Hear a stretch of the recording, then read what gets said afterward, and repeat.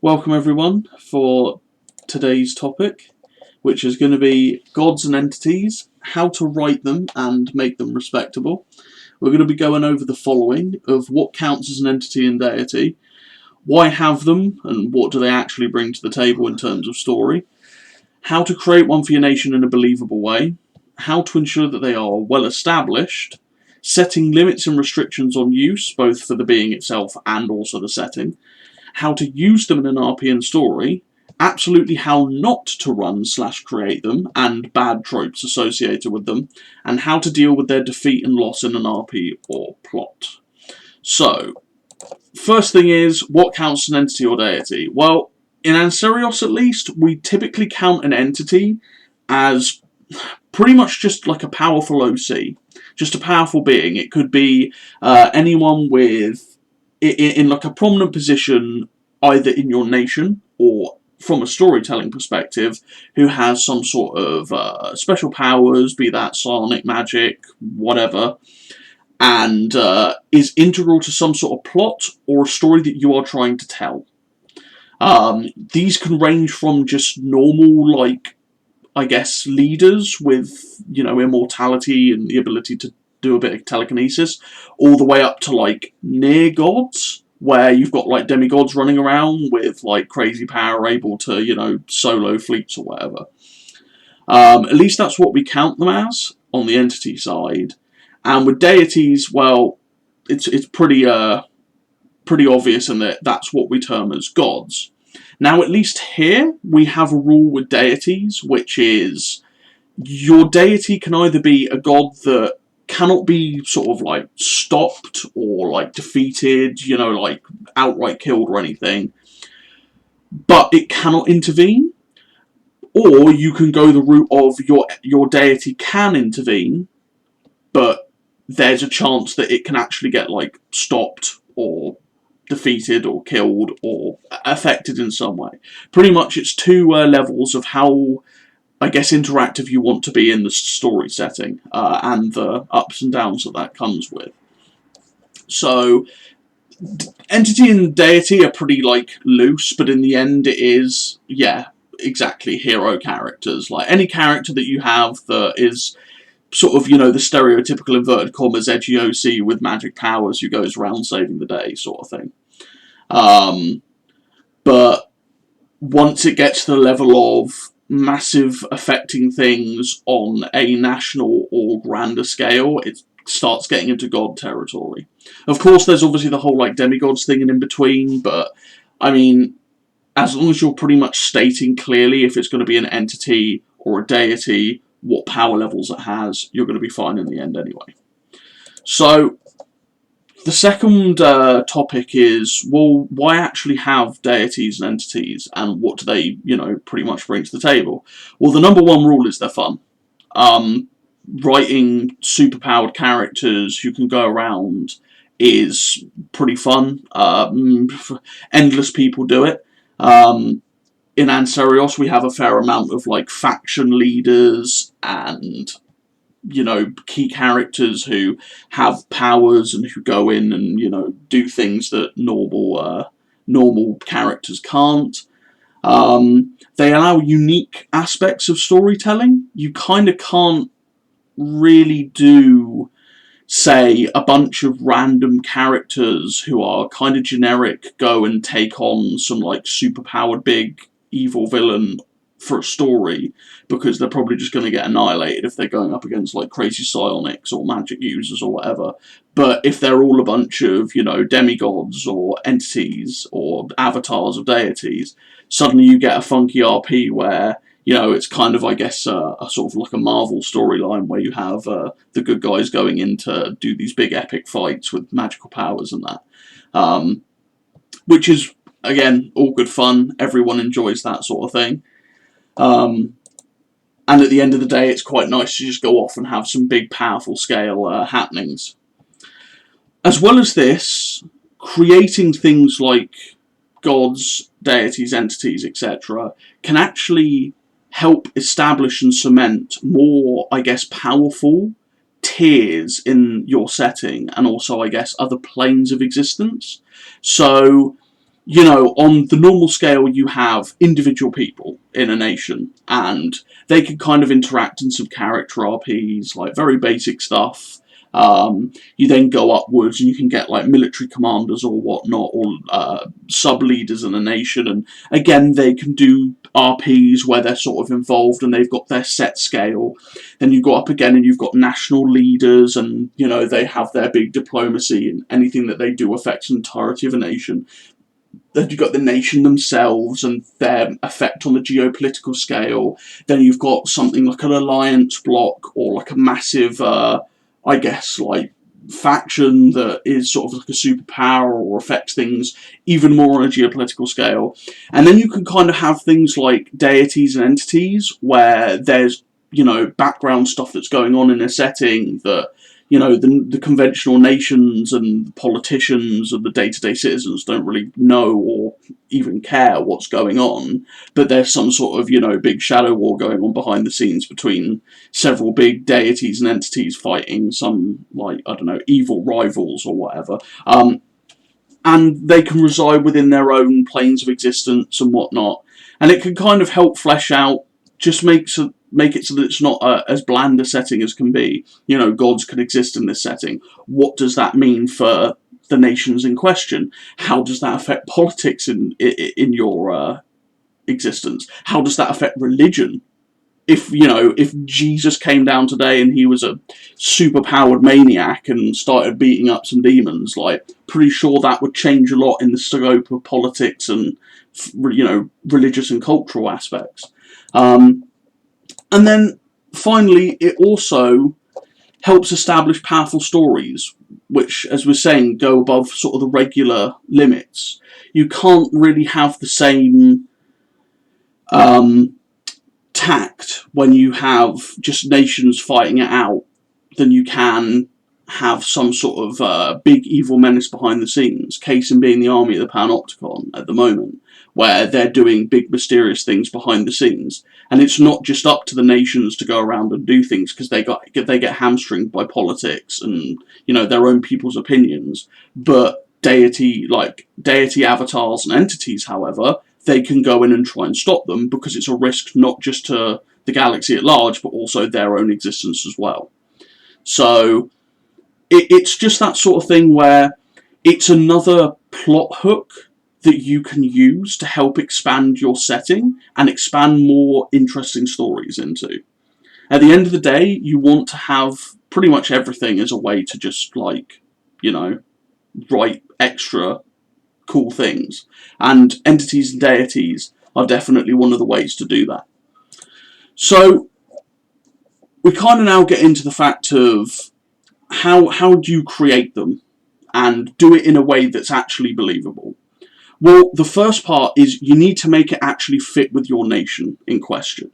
You can't just take a nation that doesn't have any sort of, I guess, defined religion or defined culture or whatever, that has nothing really to do with, like, gods and entities, and then just put in some god or entity that's really powerful, interacts often, walks around in the nation, does all this stuff, but yet it doesn't really affect the nation.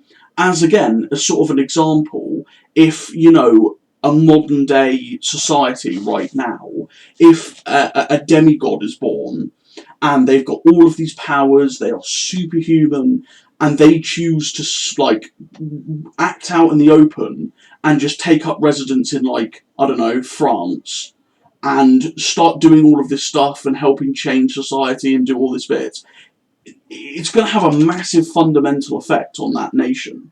From a religious standpoint, political standpoint, cultural standpoint, personal standpoint of its people, and it's going to also affect things like diplomacy with other factions. There's like, we're going to get onto bad tropes later, but one of the main things is, if you have these powerful individuals, they must have an effect. And if they don't have an effect on your nation, then you need to say why.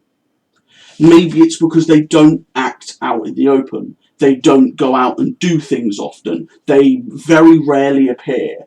Or, you know, they don't like to intervene because of, you know, X, Y, and Z.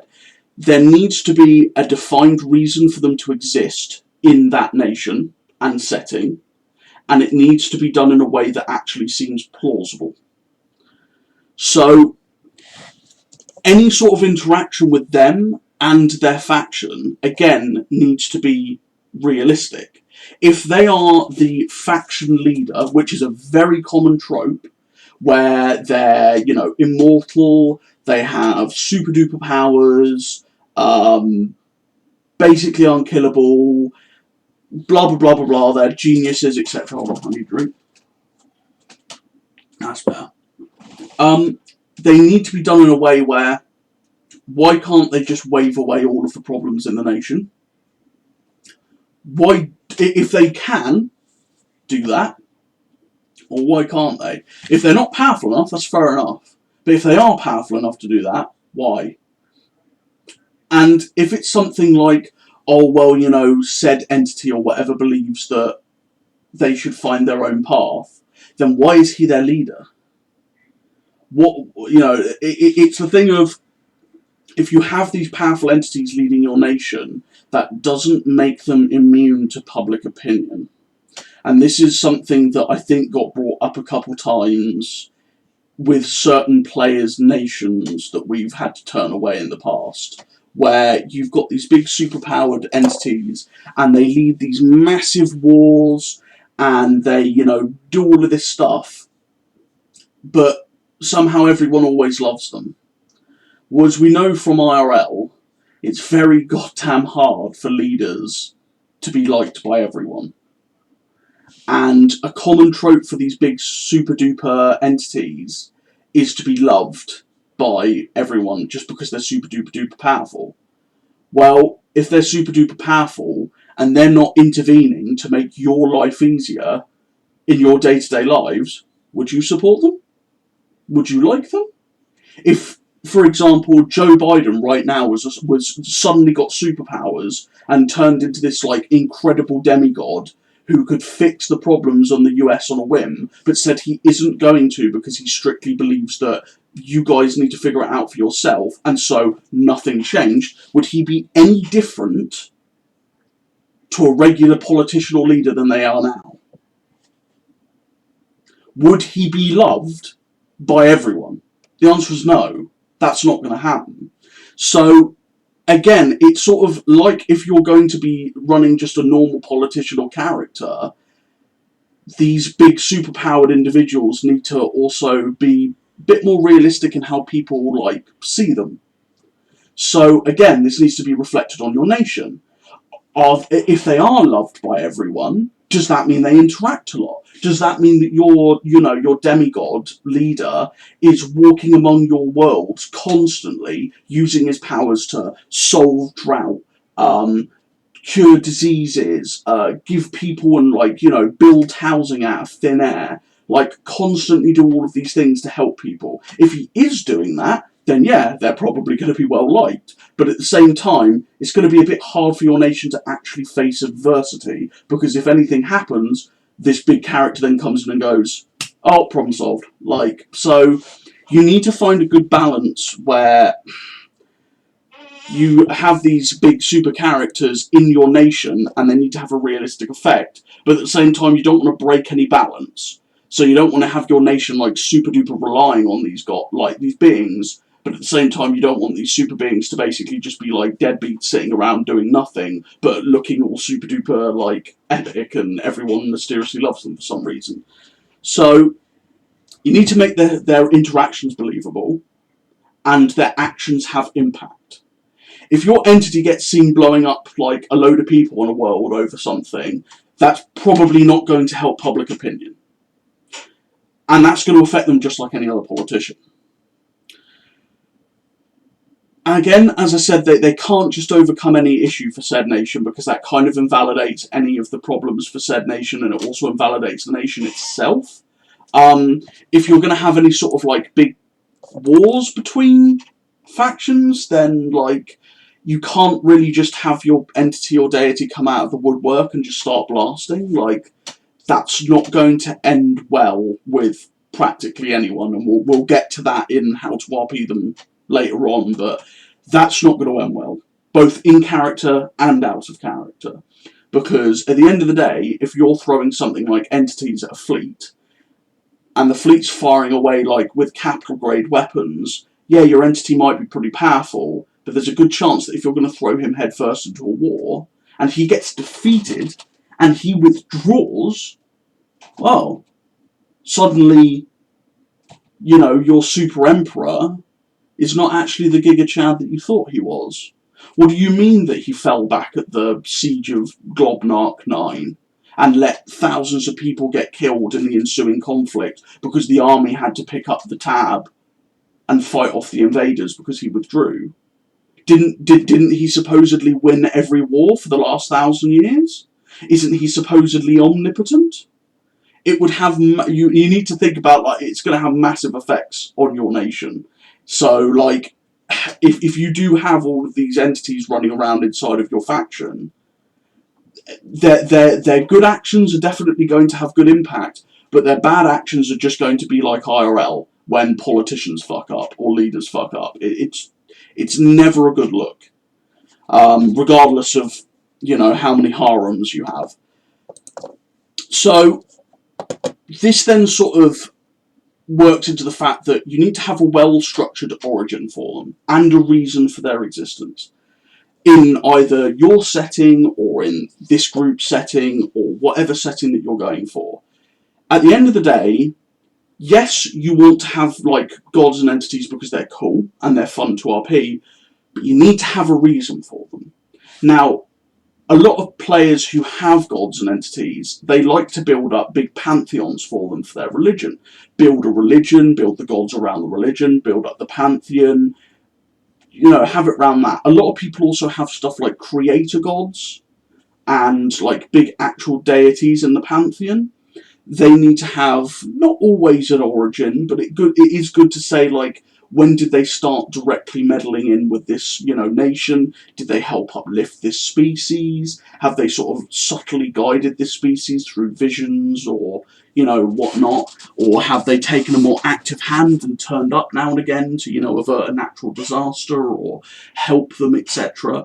There needs to be origins for how they are ingrained into the nation, and there needs to be origins for how they came to be in the setting. So, for example, in Ancerious, if somebody just comes out and says, I want to create a god which is the creator of all things, doesn't work, because that's not how Ancerious, you know, exists. That's not how the setting works. Now, if somebody comes to me and say, I have a deity who helped create my species, but he originated as some sort of overmind fragment and has since ascended into some strange being that lives within the depths of the Meridian.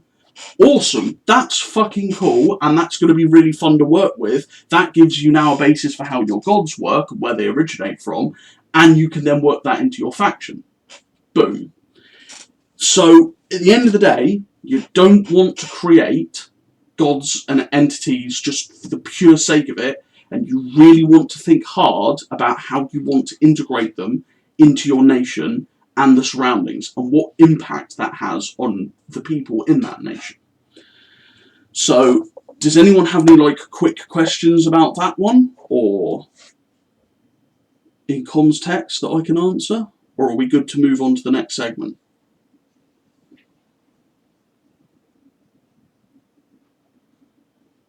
I'm going to assume all good so far.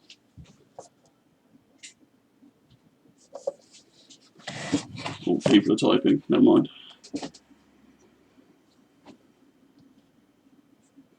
If you're going to have a Giga Chad Emperor, ensure that he there's a reason that he's been in power for so long, and make it feasible. The Emperor of Mankind in 40k is a good example in that he's basically a vegetable on the Golden Throne, so he doesn't really interact all that much, but he's still a massive basis for the Imperium. And it explains why he doesn't just get up and walk around and start like completely yeeting all of the other factions, etc.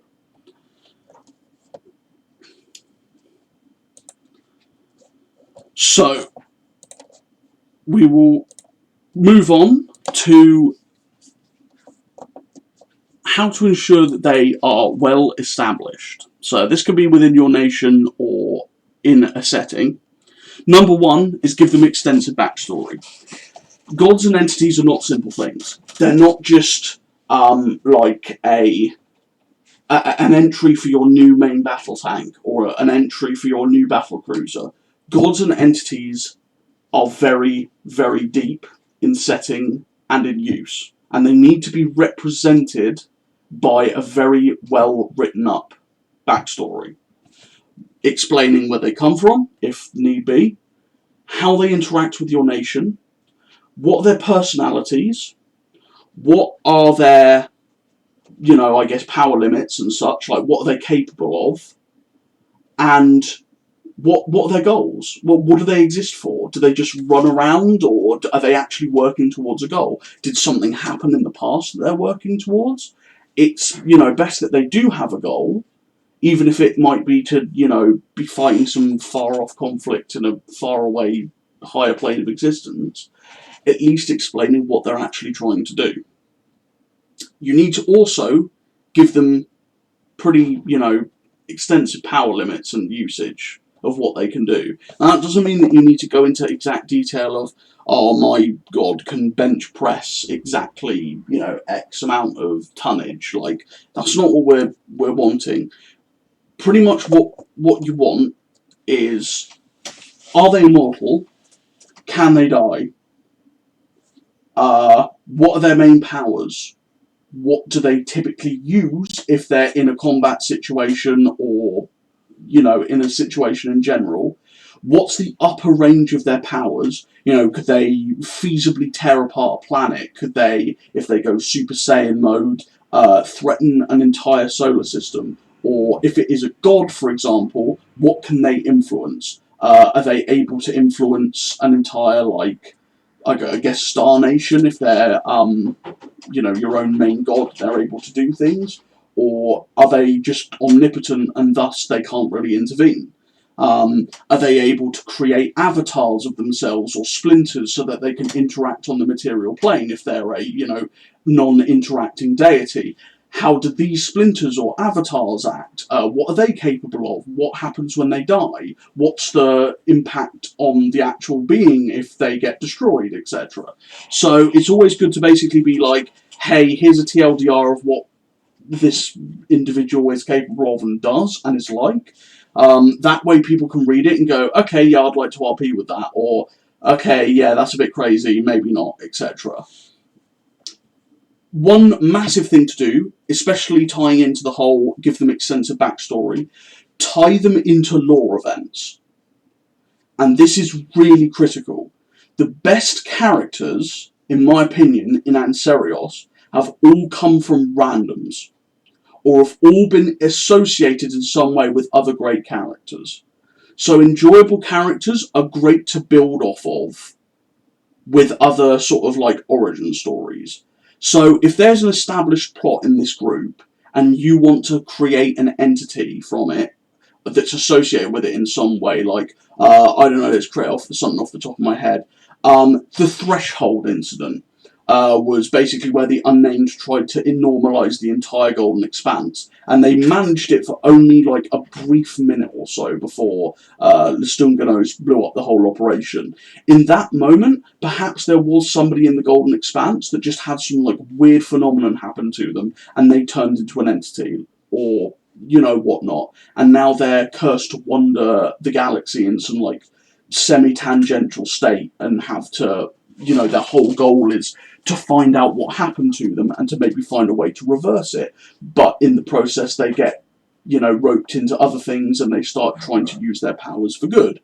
Boom. You've now got a tangential linked-in story to the lore events, and you can tie them to characters that are not entities or gods, therefore allowing them easy interaction with other stories. There you go. Now you can write an extensive backstory for them. What you don't want to do, although this is kind of going to be touched on a bit later, is essentially go, oh, this is ex-Poopy Man from Homeverse number 226. He has super mega powers. he has a fedora and he has a katana that's like superpowered, and he just goes around because he's bored and likes to like stab people. That's not how things really want to go. Like, if you're gonna create a proper entity or deity, link them in with your setting. Don't try to just bring them in out of nowhere. And if you do bring in entities from your home setting into another setting to use, bring them in a way where they're automatically being used in an RP that will link them to that setting. So, for example, bring them in, for example, in Ancerious at the moment, we have an RP going on called Almighty Bleed, which is all about like entities and avatars of gods trying to fight the army of the Panopticon. You could bring in your homeverse entity in that RP and set them up with interaction with other entities and establish them in the group, thereby allowing you to then use them in other settings, use them in other scenarios, instead of just ha ha ha, teleports behind you, nothing personal, kid. So this kind of then moves on to the thing of just create them as you would a character. Entities and gods don't necessarily need to be, treated massively differently. Create them as you would a character. Make sure that they are good quality written. Make sure that they have good interaction, good backstory, good traits. And an absolutely key point here is give them adversity. Give them weaknesses. Do not create the perfect beings, for God's sake, because not only is it monumentally boring, but there's no RP potential with it. If you have gods that can just swagger around in RP, face absolutely no adversity, never get threatened by anything that's being used, and, basically could just click of your wrists and snap of your fingers and smirk of your fucking face, like, delete things from existence, well, then why are you using them in RP? Because that's not fun for anyone, including yourself. Like, okay, it might be fun to just delete some bad guys for the first couple of turns, but after that it just gets stale. It gets really stale if the GM like writes up, several paragraphs describing some pretty crazy powerful things that you're fighting, and you just go, huh, and just delete them. What's the point?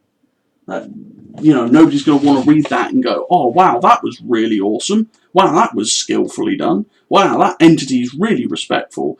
But if you give your, super beings fears and weaknesses and adversity in situations, people relate to them. And if people relate to them, then people enjoy them because they feel more normal, like actual characters. This is something that I'm personally trying to drill home in the RPs that I'm running with such entities at the moment, is, give them these more, it doesn't even have to be human sides, just make them like characters. And if you are in a situation where, in an RP where your entity is not kicking ass every 6 seconds, delve into their backstory. Maybe an event happens in character that, triggers them to have a flashback of something that happened like 10,000 years ago that deeply affected them. And suddenly they're like, oh shit, and, have a bit of a mental breakdown in the middle of a battle. That's cool. That's pretty awesome. Everyone's going to enjoy that. It's not just going to be a case of, oh, I cast Fireball at you and instantly win. So, yeah, give them adversity and make them normal characters. Another key point to make sure that, things are well established for gods is that if you are creating things like true super mega, gods, like creator gods and omnipotent and omniscient gods that are existing beyond our plane of existence and, can't be calculated in normal terms, they should be beyond comprehension. There is nothing worse than having a creator god turn up as some, like, slick-haired, suited sword wielder who is just some casual normie. Because why would a god that's omniscient and omnipotent turn up in such a basic way? if they're truly beyond comprehension, you should write such beings like God was in the Old Testament, in the original, like the original Bible, where you have angels being sent on his behalf that are fucking crazy beings that look nothing like the angels today and scared the shit out of people, or have them affect, things in character through visions, or revelations, or like weird little miracles that only a particular character could properly interpret and go, holy shit, so and so is sending me a sign. If you are going to do this, make them beyond comprehension. Don't just have them turn up. It's definitely an interesting way if you're going to use these, like, splinters like angels or like sub-avatars or, whatnot, to make them as wacky as possible if you're going to, because then it just makes them seem even more beyond, time and space and more beyond mortal minds. Otherwise it really detracts from, any sort of respect that players have for them if they're just some balding middleman in, his 40s. But anyway, so when it comes to setting limits and restrictions, obviously this is a pretty key one, because when you're running around with such powerful beings and characters, it can obviously derail and destroy RP really, really, really, really, really quickly, in just one post. So it's pretty much an absolute fundamental that if you're going to be using an entity or a splinter of a deity or any sort of powerful, like, OP character, hero dude in an RP, you have to ensure that their powers cannot in any way directly overcome the key story adversity. So if I create an RP and so many players join, and somebody says, can I join with this entity? And I say yes, and he just swaggers in and completely and utterly invalidates the RP adversity with his power, that's just ruined it for everyone. So, on the one hand, it's up to a GM to be able to provide a challenge to such beings, but on the other hand, it's also the players, up to the players to essentially not just completely derail the plot with power wanking and just like trying to completely overcome everything ever. Nobody is going to read a plot where some dude walks up to the big bad and just clicks his fingers and just deletes him. What players are going to want to read is a bunch of entities having to team up against this big bad who subsequently just like kicks the absolute shit out of them, and the entities go, well, holy shit, we're not powerful enough, maybe we need to actually regroup and take this seriously and get some more help on our side and recruit a load more entities to then go and fucking take this bastard down. So you absolutely have to make sure that no matter what the RP is, you can't just overcome it. And that goes for any character or any technology or whatever, but it is more or less a fundamental when doing any sort of like gods or entities. You also need to give them a key reason for why they can't just always intervene all the time. In the case of a deity who uses avatars or direct sort of messengers like angels or whatnot to intervene with the nation or other characters or whatever, there needs to be a reason why he isn't just sending like hundreds of these angels down to everyone to just go like, sup, by the way, I can just optimize your entire life and your entire nation and fix everything for you. There needs to be a reason they can't do that. Now, the usual reason is just, oh, they don't want to.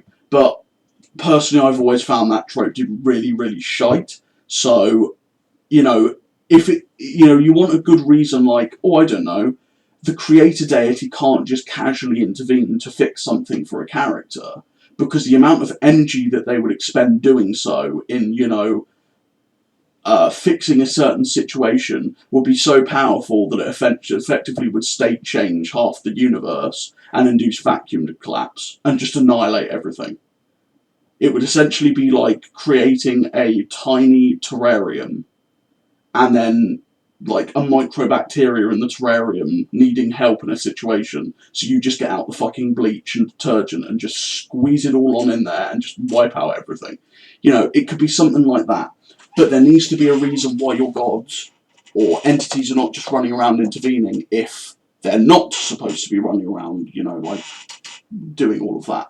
If they are supposed to be running around intervening, then awesome, but then obviously, as I said, you need to have a reason why they don't just fix all the problems ever. So, yeah, that's a pretty major point. So, you want to set power levels for what they can do.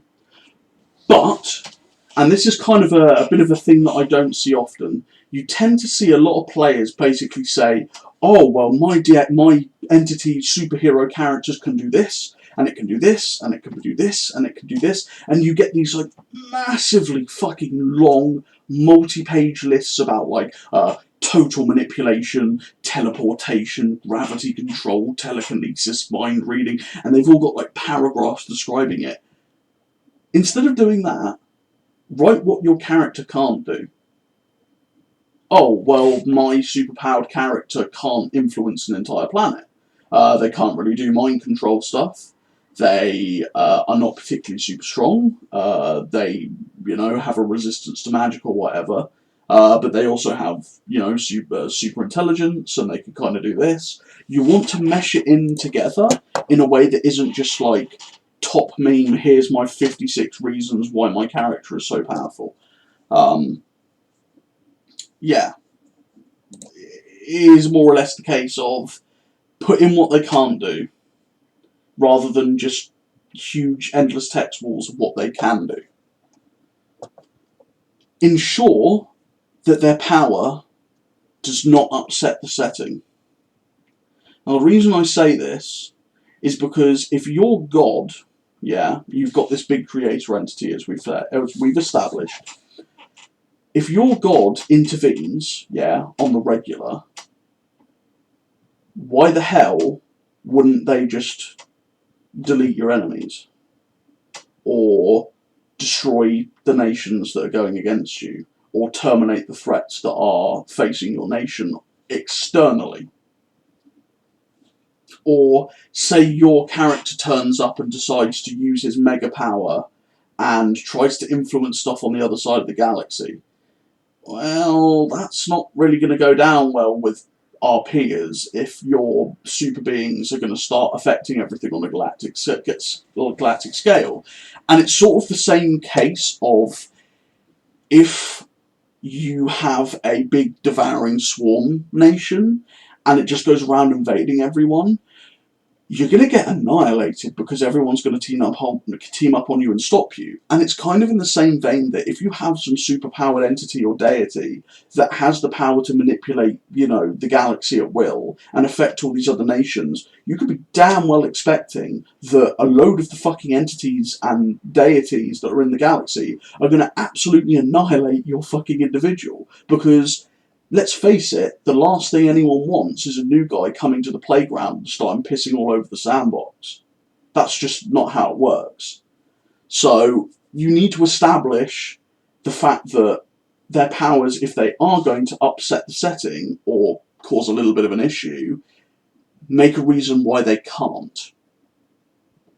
Why can't they do that? In Ancerious, it's pretty much a case of there are quite a lot of deities in the setting, be that native crazy powerful stuff or non-native crazy powerful stuff, that if you start fucking around on a massive galactic scale with superpowers, you're going to get your shit pushed in and probably annihilated on whatever plane of existence you exist on.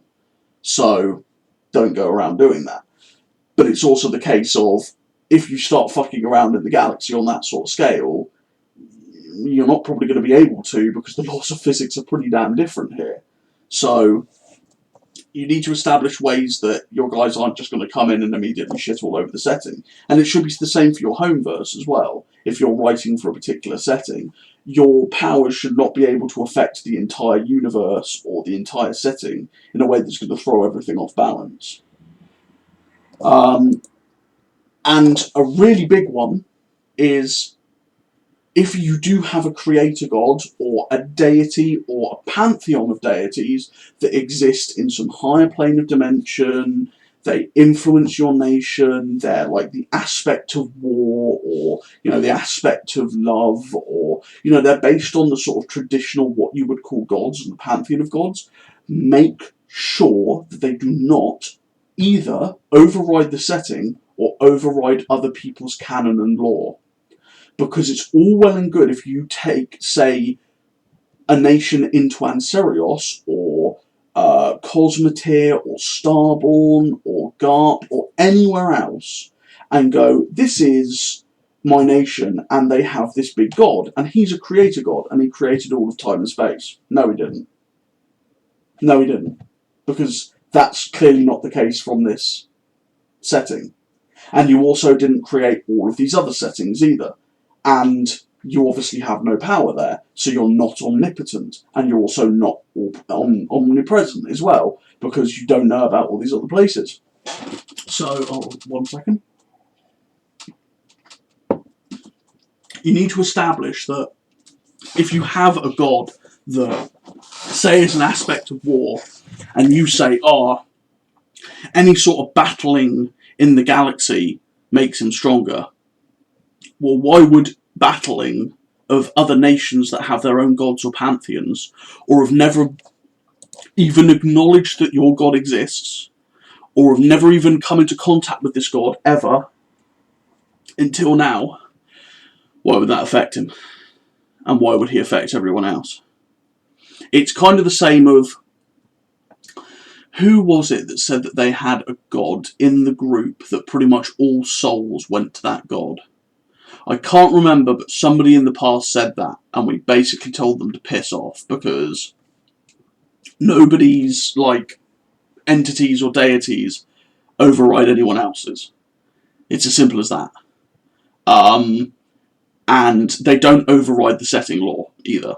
Again, if you have some, like, super destroyer god that goes around annihilating, you know, entire realities, and they're like the big super evil in your setting, and like nothing can stop them, they can't just come to Ankh and immediately just be like, well, I'm the super big bad, worse than everything else present, woe is me, everyone needs to try and like stop them. Again, unless you are so well written that, you know, people are going to see you as some sort of writing god yourself, they're not really going to respect that. You have to really establish these things. If you want your deities or your entities to be respected for their power level and their capabilities and their character integrity, you have to bloody work on it. You can't just say, boom, here I am. It is exactly the same as you can't just put a nation into this group, or any other group for that matter, and immediately go, boom, I'm the best. You have to build it up through roleplay and story. And like that is one of the most crucial aspects for this as well with gods. So, next up is, how do you use them in RP and story? Well, number one, you absolutely do not, ironic, god mod, or metagame, or break any established rules in the group. Just because your entity or super being has the capability of deleting, like, an enemy in front of them, or another person's character, or another person's ship, or another person's forces, don't do it. Because that's god modding. And it's cancer. If I go into an RP, and as we've said before, I write up this whole thing about, you know, I've got these enemies that you're going to be fighting, and you click your fingers and delete them without me having any say or way to counteract what you just did, well, that's god modding, and that's cancer, and you've just ruined the RP. And you've just broken the rules. And yes, it is really metagaming if it's an omniscient god, in the same way as if you are trying to use time travel to try and claim that you can metagame because you know what the person's doing in advance. That's cancer, and that's still metagaming, no matter what you try to pull in character. Doesn't happen.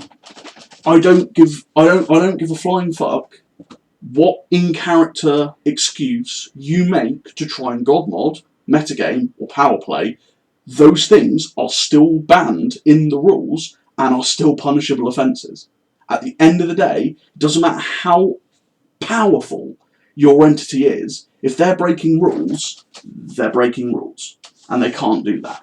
Now, absolutely, if you're in a situation where you're in an RP and you've got some super entity and some dude has like a bunch of like crappy pirates who have been shooting at you for the past couple turns, and your god's just like, please leave now, and they don't, and you decide to immolate them, then yes, it's kind of expected for the other person to write up their people getting immolated, even if it is for them to just scream in pain. But that's still them writing the damages of your post. Because if that's not happening, it's god modding and you're breaking the rules. So, yes, there is a limit where you can go, well, reasonably you'd have died from that attack. You need to write that. But at the same time, you can't just dictate what happens in roleplay. And yeah, as you say, Schweiger, if there's something that you're unsure of in an RP, just ask. If you're not sure of, like, oh, well, I'm not sure if I want my god or deity to do this because it might be breaking group rules, just ping an admin and be like, yo, is this, like, allowed? Does this breach some lines? Then, they can go, yeah, that would probably be a bit off, or, no, yeah, you're good, go for it. At the end of the day, just ask. But yeah, you still need to observe RP etiquette. That is the #1 rule. It doesn't matter what you're using in RP. If you're breaking RP rules, then it's bad RP. Second, gods should never be used for direct combat in conventional fights, unless absolutely agreed on by both parties. So if I'm fighting... So say me and Canis here go to war, and we have, our fleet battles, and we have our ground battles, and we're having good fun, and then all of a sudden I decide to pull out one of my entities and have them completely and utterly annihilate one of his fleets out of nowhere. Well, that's really cancerous, because one, why the hell is an entity getting involved in that in the first place? Because they usually have better things to do. And secondly, you can't conventionally fight entities with, like, all these different things. And, you need both parties to be able to say, yes, I'm happy to have you bring in X character or being to fight my normal dudes. Now, it takes a certain level of trust to be able to do that.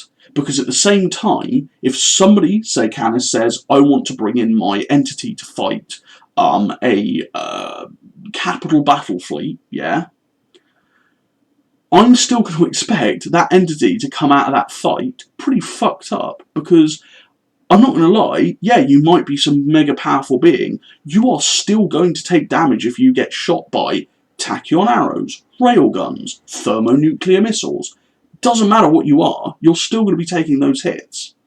And you're still going to be getting injured. Even if you are immortal or can regenerate. It's as simple as that. In the same way as, like, a body, a zombie can, get shot and keep coming. Yeah, but, I mean, if you blow both of its arms off, what's it going to do to you? So, you need to know who you are RPing with if you are going to do entity versus conventional. I cannot think of any examples in Ancerious where an entity or god has been used to fight conventional wars. And to be perfectly honest, I don't really think it would ever be the case. I can't imagine anyone doing so here, because it is one of those things where so much can go wrong, even between trusted people. At the end of the day, you really have to know each other to be able to do that. Gods and entities should be used for character RP and for RP with each other, or RP on larger terms for their own thing. In the same way that you wouldn't put a civilian character into a, strategic scale battle RP, You wouldn't put a god into a strategic scale battle RP, or you wouldn't put a strategic scale army into a god RP. That's just not how it works. It's like its own specialised rung. Another point, you do not pull plot armour out of nowhere if things go bad.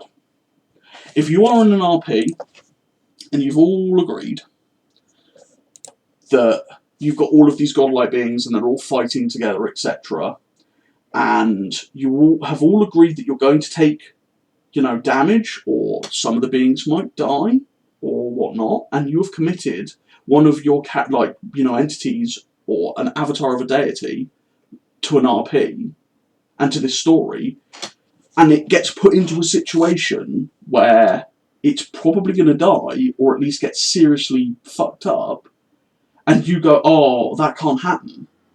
And then the person goes, well, why? It's like, oh, I kind of need him for a later plot. I kind of have, plot armour. No. That's not how that works. If you don't want them to die, you can very much tell the GM, and he will say, okay, that's fine, I'll try not to. Or, well, then you probably won't be able to participate in this RP because that's not how that works. You need to find a way to take hits, and we'll go over this on how to lose or die with an entity later on, but you can't just say, oh no, my entity doesn't take damage or gets killed because plot armor, because I want to do a plot later on down the line with it, or oh, because he's integral to my nation, or blah blah blah blah blah. On the one hand, it's the same as killing characters. You don't kill people's characters without permission. On the other hand, if you're put into a situation where there is no other way out, and every conceivable, exit leads to such thing getting killed or seriously screwed up, it's kind of going to happen. In the same vein of, your 5 pirate guys shooting at an omnipotent deity, and you deciding to turn them into pure energy, and they can't really do anything about it. If your being is in a situation where it can't really do anything about getting screwed, it gets screwed. No amount of, oh, but I have plot armor for something later down the line will get in the way for that. So, this kind of leads into the thing of, you don't want to use them on the regular. Entities and deities are kind of like very superior factions in that you don't just want to throw them about willy-nilly, because it really just diminishes their stature. You don't see big, crazy characters in stories or in films waltzing about, getting involved in day-to-day lives, or just joining every story arc possible. It just doesn't work. If there's a god or an entity running around in so many different RPs that it's hard to keep track of, I'm going to be a bit questionable as if they have superpowers. Why aren't they doing certain things in canon for their own people, let alone what's going on in the plot elsewhere? So you need to have them basically turn up at critical junctures. It lends them gravitas. If they turn up and you don't use them often, people go, oh, shit, so-and-so's here. Stuff just got serious. Maybe this plot's going to be pretty spicy. I don't use one of my entities, Sapphire, the daughter of the Emperor, on the regular. I use her at major diplomatic events where the Union goes, okay, we're here to make an impact. And people go, oh shit, there's an angel here. Fuck. Stuff's obviously pretty major, because they haven't just sent a regular diplomat. But at the same time, you don't have her fighting on virtually every single world and doing all of these basic things, because then, well, who cares? Oh, it's Sapphire, there's an angel here, cool, whatever. We see her all the time. So you wanna tone down how they interact, so that when they do finally interact, they have gravitas and people take them seriously and respectfully. You also, and this is kind of a big thing, you want to write them as powerful through words. If you have some super being, and you are in an RP, and you want to pull off some awesome special attack where they use their powers in a creative way to overcome adversity, you do not want to use simple terms when pulling off massive feats, because it's just oh, he summons a massive ring of fire and boom. Okay, then that was kind of underwhelming. But if you write 2 paragraphs of him summoning all of this flame and the coruscating arcs going around him and forming all of these different runes, and him like rearranging all of these different runes in a short order to try and contain this power, and then directing it into a searing beam and then like having it all go boom, that's cool. That makes it more interesting, and it definitely lends more credence to his power. Yeah, you want to show. You don't just want to be like, oh, they're super OP. You want to write them to be super OP. You don't just walk into a place and just like fire some fireballs. You want to walk in and have them be extremely creative in how they approach all of these situations. They're massively powerful beings. They don't just walk into fucking Sainsbury's supermarket and pick some stuff off the shelf.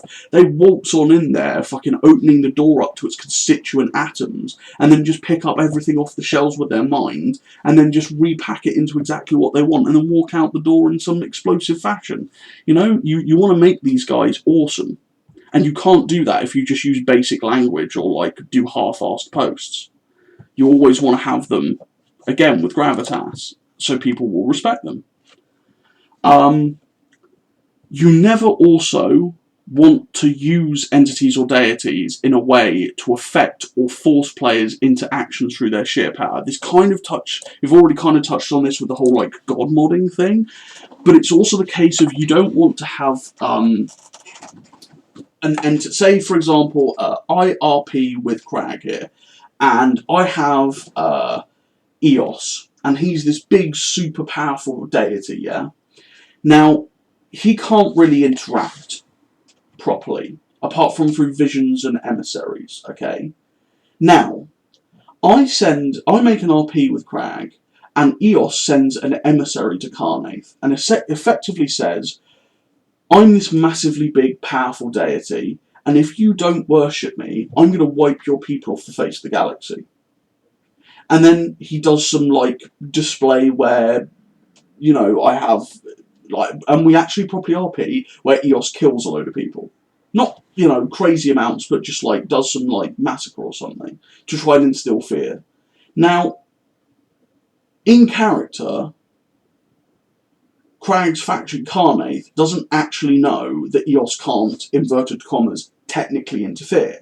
Out of character, we know that my, you know, super mega deity can't just do that because that breaks the rules. But in character, it kind of goes along the lines of they're forced to now essentially do what they want, and I'm not technically god modding, so I don't get punished, but I can force people into doing things with my entities through all of these threats or coercion or whatever, and it's done in the way that, well, people are forced to do things that they might not necessarily want to.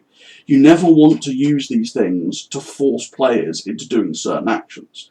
You can work with players for those certain actions. So if I have some big evil god, I can work with Crag to have him manipulate his faction in an interesting way through several character RPs and have them do something that I want them to do, but he has to be fine with that and say, yes, that would be awesome every step of the way, and RP it out with me. Otherwise, I'm a retard, and I'm essentially breaking the spirit of the RP. So, yeah, you never want to force things in that regard.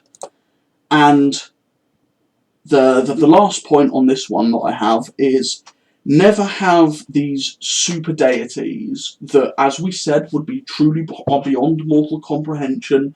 They can't really turn up or like interact normally. Never have them casually interact in RP. That's like God just deciding to turn up on the regular as like some balding middle-aged dude from Lancashire who like just pisses around and does his own thing. It massively retracts any sort of respect or gravitas or, you know, image that these beings have when something super duper powerful just turned up and just goes like, sup dudes, like, that's just really shit. Don't have stuff like that happen. have avatars and whatnot, and angels or visions from these super, like, beyond comprehension beings appear once in a blue moon for really critical aspects of an RP. That lends them gravitas. In the middle of a super critical RP, somebody gets a vision, and the Lord is telling them to do a specific thing. They do that specific thing, manage to overcome the adversity. That's cool. A character going through this certain thing, the Lord turns up as a balding middle-aged guy from Lancashire, clicks his fingers and destroys all the adversity and says, "Sup, my dudes," smirks, teleports behind you, nothing personal, kid. That's cancer, and nobody will respect that. So that kind of ties into the fun part of this, which is absolutely how not to run or create characters, although like entities and deities, and bad tropes for them. Number one, edgy voice lines. Edgy voice lines are what kill these kinds of RPs and characters. If you have them act extremely edgy, like, "Oh, you know, my bloodlust," or whatever, or, "Oh, well, I only talk cryptically because I'm beyond your comprehension," or like all of these things, nobody is going to take you seriously. And it's just going to be so retarded. I'm not going to take your dude seriously if he turns up to our RP and just starts talking like in this edgy manner that, you know, he needs to curb his thirst for destruction and, "Oh, he can't wait to just, you know, revel in the screams of the enemies," and like all of this stuff. Like, nobody talks like that, let alone a being that's probably been steeped in death and destruction for millennia. If there's an entity that's been steeped in death and destruction for millennia, it's probably going to be some absolutely cursed, horrific, like, you know, Cthulhu level entity that's going to fucking come out of the woodwork and just completely and utterly mind break everyone who is there. You know, yeah, you're not running an omnipotent 14-year-old kid, for Christ's sake. And that goes in for another thing. Clothing. For God's sake, come up with interesting things for your entities and stuff, clothing. If your fucking entity is running around with a fedora, or a suit, or casual like items of clothing, like, you know, running around in this RP with like casual jeans and a suit, like, why? Have them wear something interesting that's unique to them. Like, I don't see why some edgy omnipotent 14-year-old is going to be running around in like an edgy trench coat with a fedora. It's just a complete meme. And that also goes the same for weapons.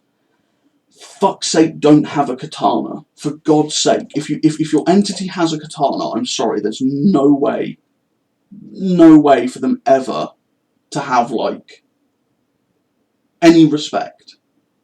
Katanas are bad, alright? I won't go on a tangent about katanas, but, you know, having like really basic weapons for them is just, it's just not enjoyable. You want to have them with a unique set of clothes, or a suit, or armour, or whatever. You want to have them acting like either a normal person, or some, you know, beyond mortal being that doesn't interact a lot. And you want to have them with some awesome weapon that betrays their character as much as their own actions do.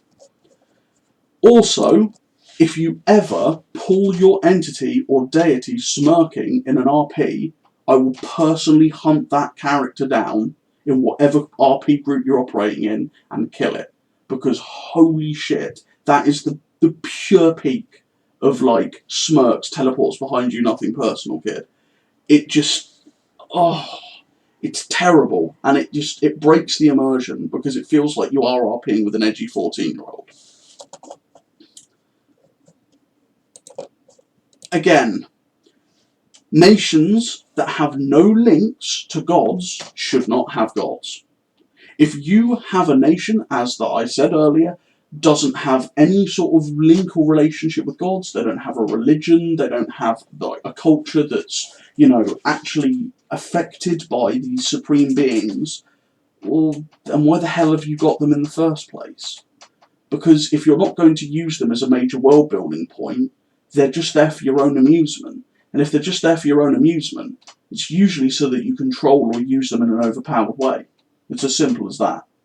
If you have crazy overpowered people running around in your empire, and your culture, your government, your policies, your, outlook on the universe is not being affected by that, then you need to do some rethinking and some rewriting, because that would be a pretty major part. And also, this is something that's kind of a little bit different, but if your nation has never encountered gods before, or overpowered entities or whatnot, and they do so, and they see other empires running around with these things, how does that affect their foreign policy, and how does that affect their view on things? Because I can tell you now, if China started running around with crazy cultivators who were channeling their chi to delete mountains, I'm pretty sure the US's foreign policy would be pretty different than it is now, and so would everyone's culture as well. Things would be a little bit different than they are today. So, next bit, never make your beyond comprehension super god beings just random normal people and edgy, because nobody will ever respect them. I am not going to take seriously a super duper powerful god who was supposed to be the harbinger of destruction and evil incarnate, pretty much just turning out to be some 30-year-old incel from, Philadelphia who lives in his mum's basement, wears a fedora, wears a trench coat, has a massive katana, has red eyes, fangs, pale skin, black hair, wears a black suit underneath his trench coat, and just runs around at a million miles an hour just killing everything, has bloodlust, and, whatever. Just no. I am, however, going to respect your crazy, omnipotent, super evil deity if it is literally beyond mortal comprehension, mind-breaking, and done in such a way as to actually terrify me. That's going to be pretty awesome, and I'm going to respect that. But if it's just going to be some edgy, like OC, who just intervenes all the time, who cares? You might as well just do it with a normal character. Next up, meme stuff. So, this is a bit of a two-way street, because obviously we know that most people like to have fun. And we've kind of had a few little sort of meme moments in Price of Power and stuff. But you need to be very careful when you have entities and big super powerful things to sort of throw about memes or funny moments in RP.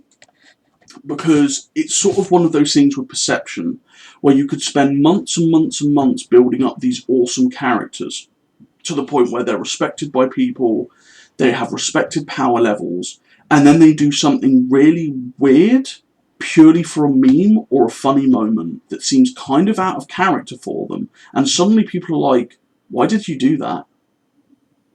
And then they look at the characters differently, because well, if they're capable of doing that, then why do they do all of these other things? You need to be very careful with pulling meme moments out with some of these characters. If it's in their nature to be, crazy trickster gods, awesome. But if there's some, stern and stoic protectors who have endured hundreds of years of war and bloodshed to protect a particular nation, and he suddenly pulls out, this kawaii pose and, do all this other stuff, it's going to look really out of place and just not really make any sense whatsoever. And then, lastly, is another pretty big one. If you have a god or an entity, and you are in an RP where there are other gods and entities, and you are going up against rival big beings, never, and I repeat, never, try to one-up. Or shove your big super bad guy into a plot. Now the way that I'm going to sort of approach this is all of us are in an RP, and someone here is the GM, and they write up an established plot where all of us are playing these super entities, and we are fighting against this big bad, okay? And then suddenly I try to ham-fist my big bad into the RP to go, oh, by the way, this is a big threat. And, like, suddenly he's going to appear and, like, suddenly try to overshadow the actual plot or the bad guys in this RP. That's happened in Ancerious in the past, and was possibly some of the worst RP I've ever been in, character-wise, when it happened. There is nothing worse than trying to overshadow someone else's moment.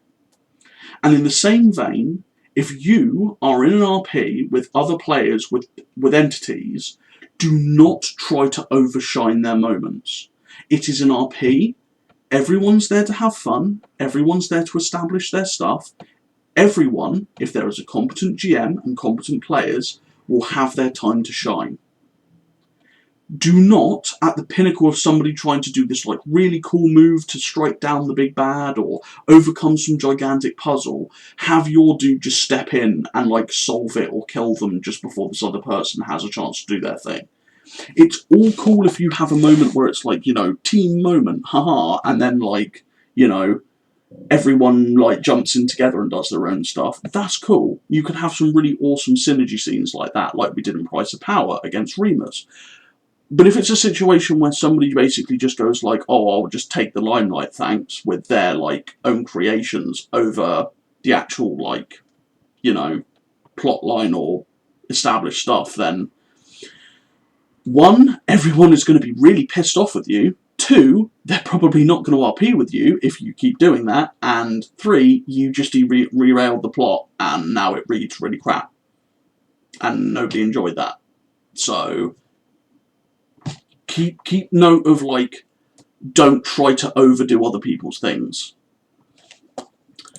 Does anyone else have any crazy bad tropes that they feel for, like, gods and entities and stuff? I've got one. Fire away. And it's not even just a god, it's just combat. Is it okay if I give a short story real quick? Yeah, go for it. Okay, so I am from Curation. I know you do not have to chop off my head yet. We're not going to. But we have a newer role player, and he has this bad habit of leapfrogging his tech. Because effectively he's trying to do World War II in space, quite literally. Which means he has no respect for the 3D combat environment. No, not even Star Wars, literally World War II. It's not even Star Wars. It's like literal ocean boat in space. And not Okay. not Space Battleship Yamato either. It's worse than that. Okay. Like his ships have a flat bottom, and his tech was pretty low contemporary to ours. And then he he met my nation in combat, and my nation, they specialize in either staying at very long range with effectively a Mac cannon from Halo and sniping, or getting right up in your face and punching it repeatedly until it's no longer a face.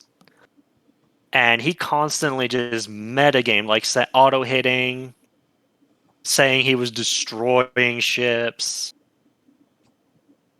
It's RP. It's supposed to be on top. I think this is on topic. I'm not sure. I heard Merrick say RP tropes, and I realized I had a Entities story. and gods. Oh, entities and gods. Never mind then. Yeah. There's a little bit of an all-powerful, omnipotent trope in RRP where someone's got a god of creation of universes. Shit, I'm banned. No, you're not banned. It's alright. It kind of that does lean into the whole like omnipotent stuff where people are like, oh, I could do whatever I want just because my dude's like super duper powerful and like all this stuff. The being is called the Librarian, and apparently has every bit of recorded history in the universe, which applies to everything in the universe. And that was kind of put on my nation in RP. But initially I was like, wait, what? Yeah. So I just thought, dude, you need to nerf that a little bit. Because you're effectively forcing this entity over everyone. In my nation, Dracodor, no, that's not Zinch, unless you want to make it Zinch. Actually, that but is this a nation, good one, Drac. But my nation, they do not have any deities. They don't believe in them. And the fact that there's now a deity that they are effectively kind of forced to believe in now just feels like, really? Yeah. And in the range of this deity, you can just ask a simple question, but then a simple question of what you're going to do, and you can effectively use the knowledge contained in this entity's dimension to control the future. You can effectively hardcore metagame with this entity. So yeah, and that's actually kind of happened once when we had a bit of combat between our nations. He effectively used his entity, not in combat, but just had his character asking this entity questions as to what my nation was going to do. And then he effectively just god modded through the fight. I couldn't do anything because he used the entity in a sort of metagamey aspect. Yeah, that's cancer. And I felt like, wait a minute, that's not really fair. I just how am I supposed to fight when you know everything I'm supposed to do in RP, even though you're not supposed to? Yeah, definitely. So that kind of links into the whole thing that, like, we talked about earlier, where it's the bad trope where just because you have an entity that does something doesn't mean that it's going to affect everyone else. So if you have, like, this entity that knows all of time and space, etc., unless a player explicitly gives you permission to be able to say, yes, your entity does have knowledge about my nation, all of my homeverse, well, at least in Ancerious, and kind of just in general RP, you don't get to affect that. That's not how that works. You don't get to god mod or metagame over somebody just because your entity just so happens to affect the characters like that. And it should never be used in the capability to effectively just, like, completely one-up and, like, break RP. So, Drac, you said another trope, which I absolutely despise, and that's the, yes, everything is going just as planned. If you're an RP, and the GM or the other player pulls some sort of adversity on you, and your entity just smirks and goes, yes, just as planned, and just immediately hard counters it, literally the worst thing ever. It's exactly like when you're doing a conventional fight with spaceships, where you engage this big plan, and all of a sudden the other guy goes, just as planned, my admiral says, as he teleports another 500 ships that you weirdly couldn't see in the system right next to you and point blanks you with, like, railgun fire. It's bullshit. And it really is really fucking bad for, like, for things. Yes, if it's predetermined, then, like, all good, but at the same time, like, saying, the act of saying, yes, just as planned, is just detracts from the writing, in my opinion. Like, it just, yeah, like, having it be predetermined, that's fine between players, but yeah, like, actually saying the line, just as planned, it comes under, like, edgy, voices, like talking, and just, is really crap, to be honest. And then also, Drac, time travel. I mean, if your entity or god can time travel in any way in Ancerious, they could try. They'll die. I don't care how powerful your entity or deity is. If they try that, they're dead. End of story. That's just how things are here. In other places, sure, your entities and deities might be able to do time travel, but at the end of the day, time travel has its own massive whole list of reasons why it's bad for storytelling, and just isn't worth it. I'm pretty sure that's it for the tropes for now, so we will move on to the final topic of how to deal with entity/god's defeat or loss in an RPM plot. So, number one, treat it like any character death. It is a character, as such, it should be treated like that. It should be well written up, it should have impact on the story, it should be agreed upon by the players, or, if it was forced in a situation, it should be done so in a way that they have no other choice. So, for example, you have been warning X player who is playing said entity that their actions, if they continue them, are going to lead to death, or, you know, permanent crippling, or like something majorly bad, and you've been warning them subtly or even openly in RP for like a couple of turns, and they still do it anyway, and you basically go, boom, eat shit, and they go, oh no, you can't do that. Well, no, it's they walked into it, they chose that. So, you know, it either should be predeterminedly agreed or done in such a way that actually makes sense, you know, and that they walked into and chose through their own actions.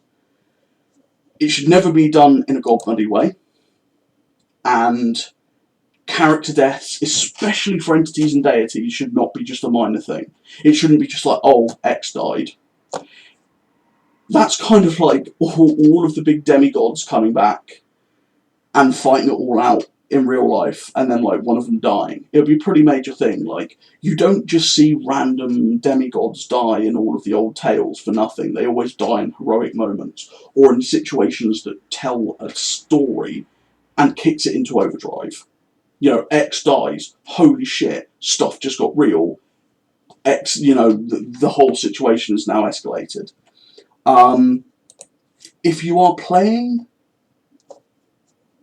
a deity and you are playing like an angel or a splinter of said deity, like an avatar that's come down, have the death be meaningful.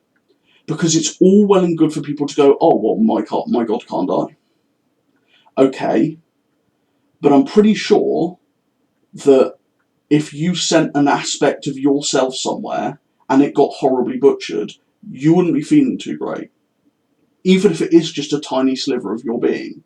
Have it affect them in some way. It doesn't have to be physically, because, well, they might not even exist physically, but you know what I mean. It might not be physically, but it might be an aspect outlook.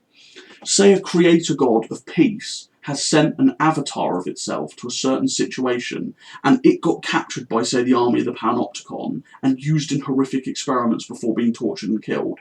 That entity of peace might not be so peaceful anymore when dealing in certain situations. And that might have an effect on the nation that it's, you know, lording over. Or your entity might get fucked up in such a way that they die, and, you know, maybe they get regenerated or reborn. Maybe they're a little bit screwed up when they come back to the realm of the living, and they're not quite the same as they were anymore. Maybe they're more headstrong, maybe they're more angry, or maybe they're, you know, they want some fucking crusade against whoever killed them. It's essentially the case of, like, they've just died. Dying is a traumatic event for anything. Doesn't matter if you're a machine intelligence or a god or an entity. Dying is traumatic, and as such, it should be reflected in their character. And it should have an effect on the story.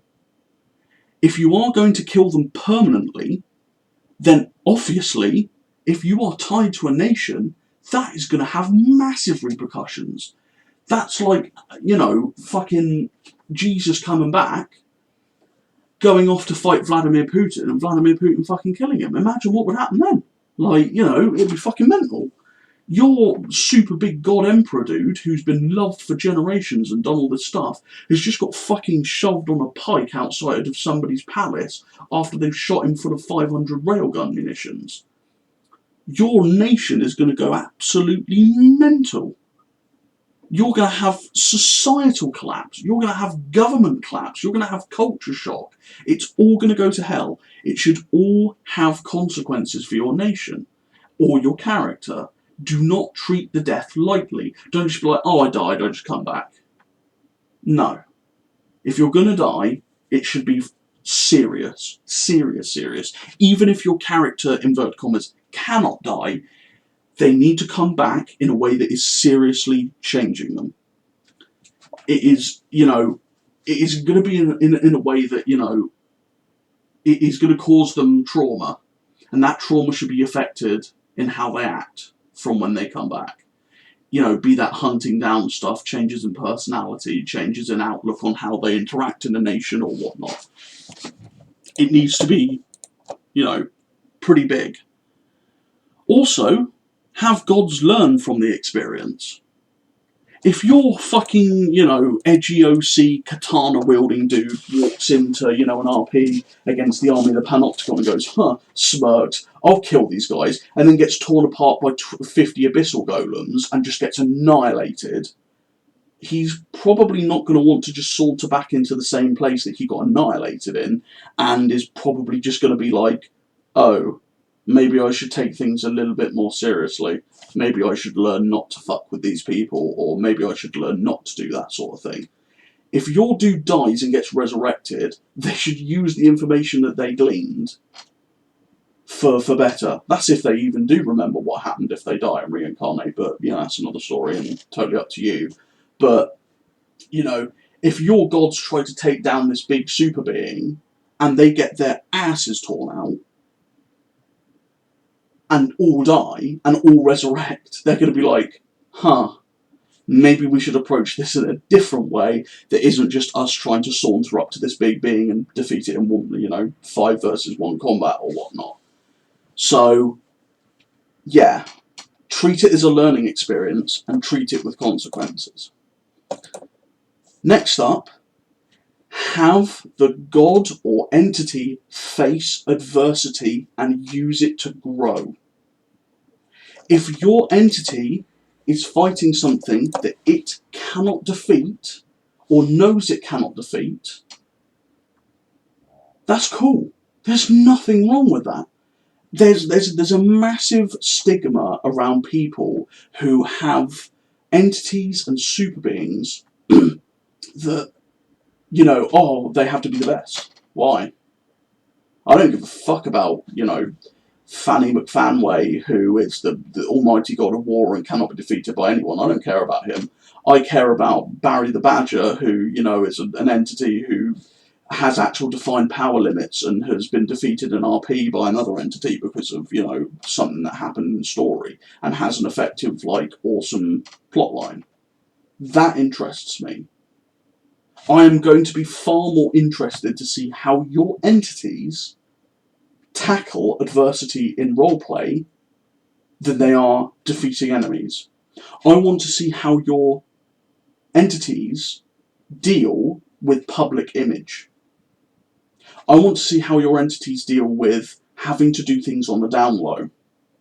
I want to see your entities try to figure out massive overlapping plot lines that are going on.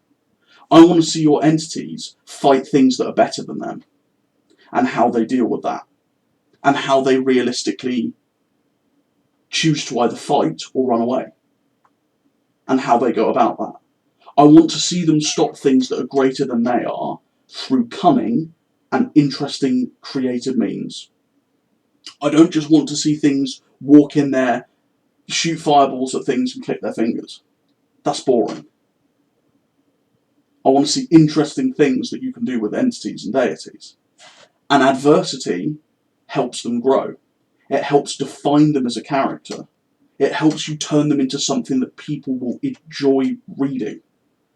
Because nothing helps people relate to characters like adversity.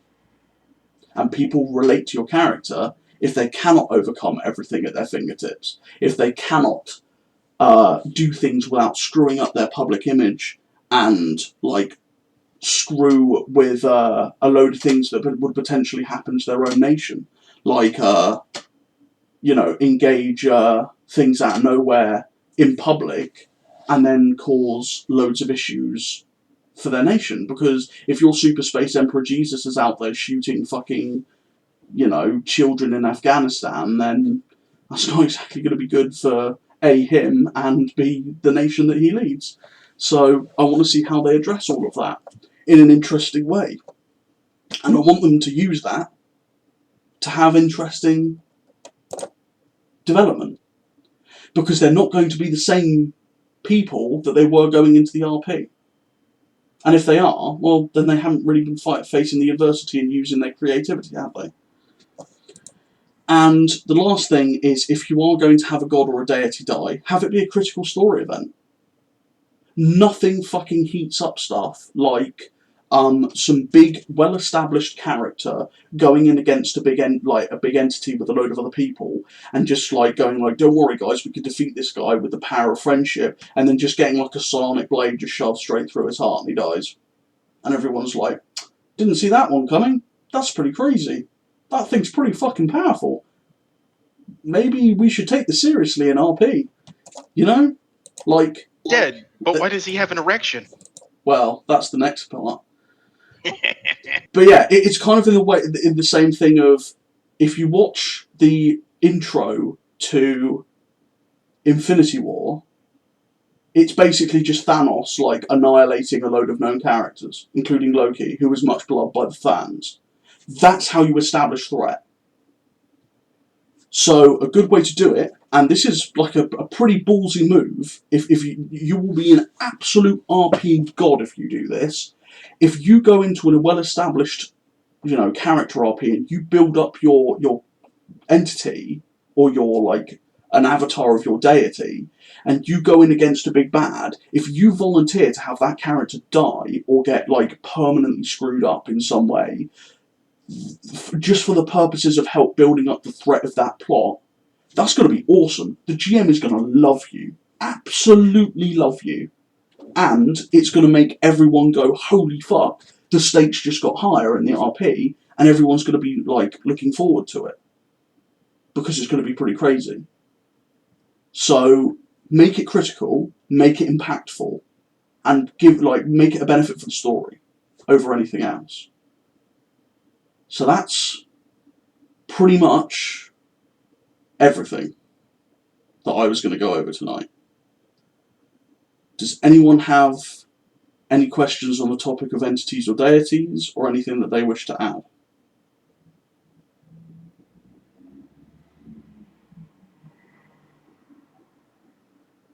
I see. In that case, I would say, good talk, everyone, and I shall end the recording there, and I shall catch you soon.